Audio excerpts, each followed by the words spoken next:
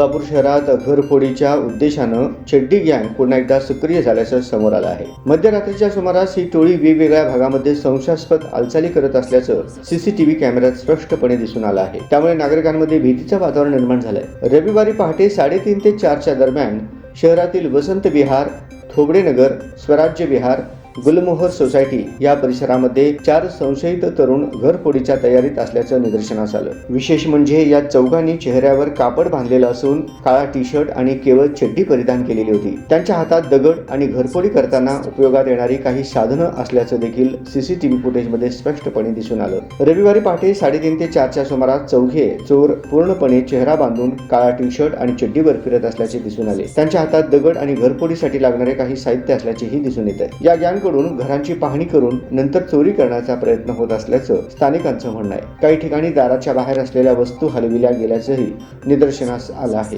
त्यामुळे पोलिसांनी तत्काळ पावलं उचलण्याची मागणी नागरिक करत आहेत। सोलापूर शहर पोलीस सध्या रात्रीच्या वेळी संशयितांवर लक्ष ठेवत कारवाई करत आहेत। मात्र अशा कारवाई करत असतानाही चड्डी गँगचा मुक्त वावर पाहायला मिळत आहे। एक गंभीर बाब मानली जात आहे। ही गँग केवळ शहरातील गृहनिर्माण सोसायट्यांमध्येच नव्हे तर नव्यानं विकसित होत असलेल्या उपनगरामध्येही फिरत असल्याचं बोललं जात आहे। सदर गँगचे सदस्य स्थानिक आहेत की बाहेरून आलेत याचा तपास पोलीस करत आहेत। पोलीस प्रशासनाने या प्रकाराकडे गांभीर्याने पाहून गस्त वाढवावी अशी मागणी नागरिकांकडून केली जात आहे। एकीकडे कोयता गँगच्या दहशतीच्या चर्चा असताना सोलापुरात चड्डी गँग घरफोडीचं